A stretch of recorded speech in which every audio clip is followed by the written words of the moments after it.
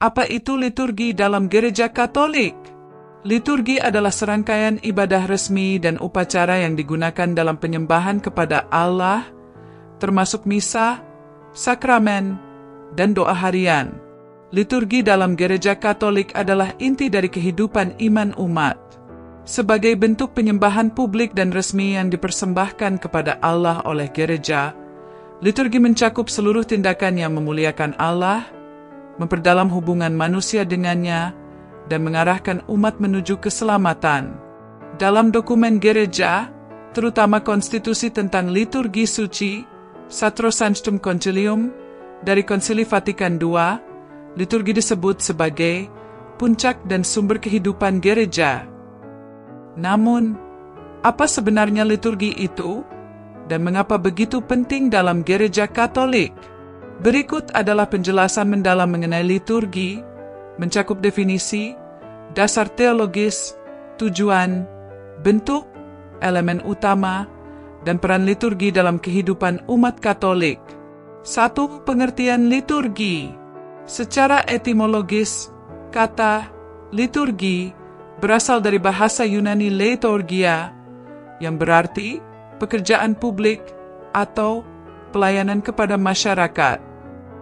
Dalam konteks Gereja Katolik, liturgi berarti tindakan penyembahan resmi yang dilakukan oleh umat Allah, baik dalam bentuk doa, perayaan sakramen, maupun kegiatan lainnya di bawah arahan gereja.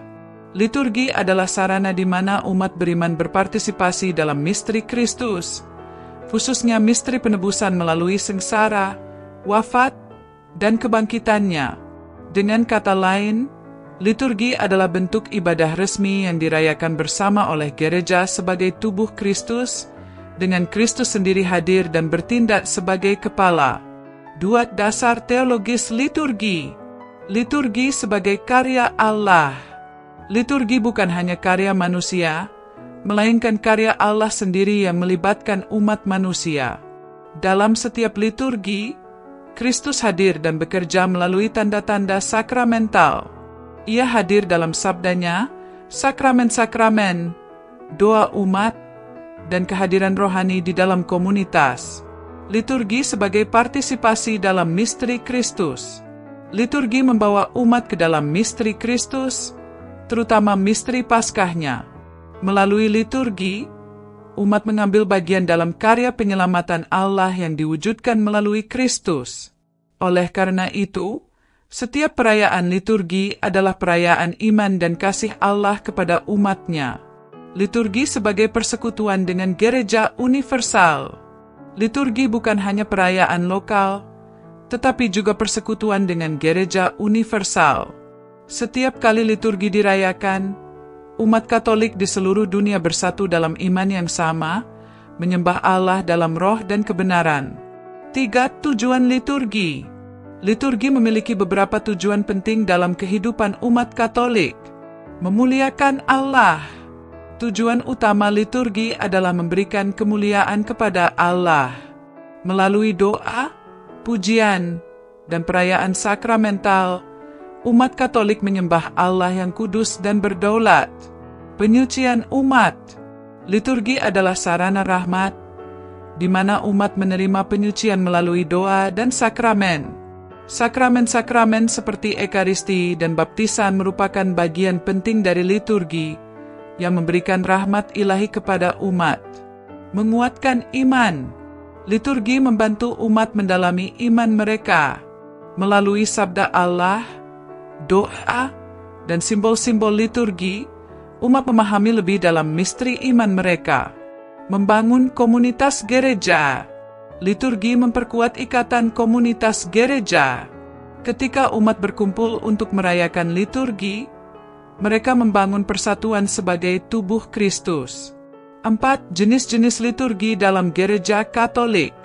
Liturgi Ekaristi, Misa Kudus. Misa Kudus adalah puncak liturgi dalam Gereja Katolik. Dalam misa, umat merayakan kurban Kristus yang dihadirkan kembali secara sakramental. Misa terdiri dari dua bagian utama, liturgi sabda dan liturgi Ekaristi. Melalui misa, umat menerima tubuh dan darah Kristus sebagai makanan rohani. Liturgi sakramen. Selain misa, liturgi juga mencakup perayaan 7 sakramen, yaitu baptisan, penguatan, ekaristi, tobat, pengurapan orang sakit, perkawinan, dan tahbisan. Setiap sakramen adalah tindakan liturgi di mana rahmat Allah dicurahkan kepada umat. Liturgi harian, ofisi ilahi. Ofisi ilahi atau doa harian adalah bentuk liturgi yang dilakukan oleh para imam, religius, dan umat beriman. Doa ini mencakup mazmur, bacaan kitab suci, dan doa lainnya yang dirayakan pada waktu-waktu tertentu dalam sehari. Liturgi perayaan khusus. Liturgi juga mencakup perayaan tertentu, seperti adorasi sakramen Maha Kudus, jalan salib, dan pemberkatan. Perayaan ini membantu umat beriman mendalami aspek-aspek tertentu dari iman mereka. 5 elemen-elemen utama dalam liturgi. 1. Sabda Allah. Sabda Allah yang terdiri dari pembacaan kitab suci, homili, dan doa umat adalah elemen utama dalam liturgi. Sabda ini memberikan bimbingan dan pengajaran kepada umat. 2. Tanda dan simbol. Liturgi kaya akan tanda dan simbol, seperti lilin, air, minyak, roti, dan anggur.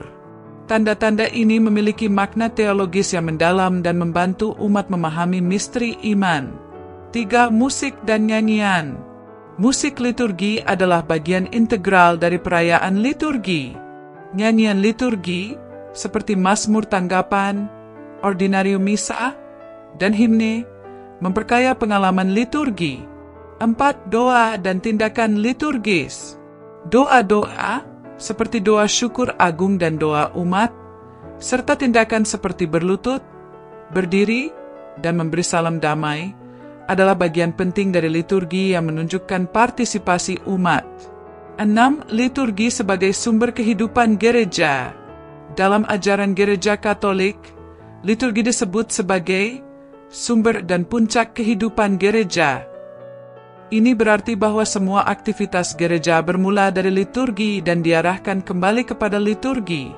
Melalui liturgi, umat menerima rahmat yang memperkuat mereka untuk melayani Allah dan sesama di dunia. Liturgi dan evangelisasi.